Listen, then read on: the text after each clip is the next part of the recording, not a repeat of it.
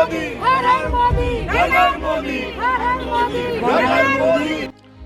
बिहार विधानसभा चुनाव के नतीजे मंगलवार देर रात तक आ गए। कोरोना की वजह से वोट की काउंटिंग की रफ्तार धीमी रही और यही वजह है कि बिहार के नतीजे आने में देरी हुई।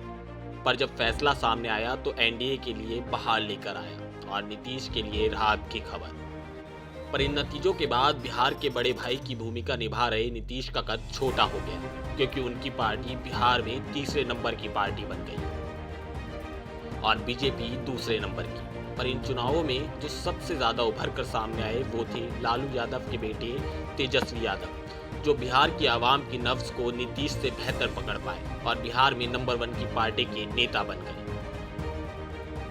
खैर, आपको पहले एक बार रुझानों की कहानी बताते हैं, जिसकी वजह से सभी के दिलों की धड़कनें थम गई। जब सुबह सुबह वोटों की गिनती शुरू हुई तो आरजेडी के महागठबंधन ने तेजी से रुझानों में छलांग मारी। तो सबको ऐसा लगा कि न्यूज चैनल्स ने जो एग्जिट पोल दिखाए थे उसके हिसाब से रुझान आ रहे हैं। पर ऐसा चंद मिनटों तक चल पाया। उसके बाद एनडीए आगे बढ़ा और फिर लगातार आगे बढ़ता रहा और महागठबंधन पीछे जाता रहा। दोपहर 3 बजे तक एनडीए ने ढोल बजाने शुरू कर दिए तो महागठबंधन में निराशा फैल गई। पर किसी को तो अब भी महागठबंधन की जीत की उम्मीद थी और वो थी लालू यादव की बेटियां और तेजस्वी यादव की बहनें, जो लगातार सोशल मीडिया पर माहौल बनाकर कार्यकर्ताओं में जोश भरने का काम कर रही थी। वैसे तो ये सिलसिला सुबह से चल रहा था। तो वही बड़े भाई तेज प्रताप ने तेजस्वी भव का आशीर्वाद छोटे भाई को दे दिया था। पर 3 बजे तक लग रहा था मानो जोश अब ज्यादा देर का नहीं। फिर इसके बाद 3:10 पर राष्ट्रीय जनता दल के ऑफिशियल ट्विटर अकाउंट से एक ट्वीट किया गया, जिसमें लिखा था, हम सभी क्षेत्र के उम्मीदवारों और कार्यकर्ताओं के संपर्क में हैं। सभी जिलों से सूचना हमारे पक्ष में है। देर रात तक गणना होगी। महागठबंधन की जीत सुनिश्चित है। बिहार में बदलाव किया गया है।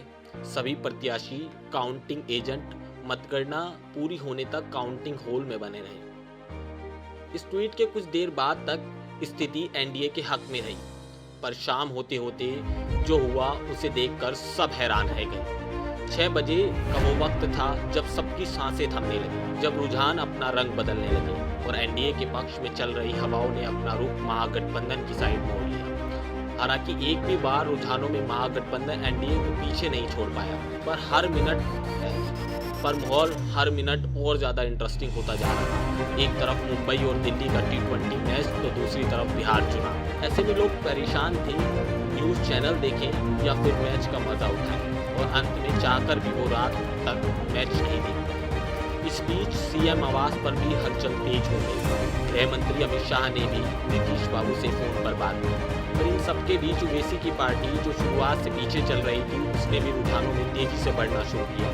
पर राजनीति के लोगों की नजर चुनाव से इतर चिराग की पार्टी एलजेपी पर टिकी थी।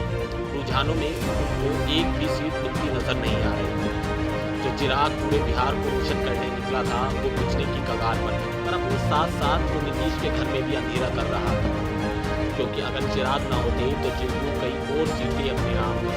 पर चिराग तो ठाने बैठे थे कि हम तो डूबेंगे सनम, तुम्हें भी साथ लेंगे। कुल मिलाकर बिहार के इन चुनावों ने राजनीतिक पार्टियों को एक पाठ पढ़ाया। अब देखना ये होगा कि बीजेपी छोटे भाई को मुख्यमंत्री बनाती है या इस पर बीजेपी के लोग सवाल खड़े करते हैं। Bureau report, federal Bharat.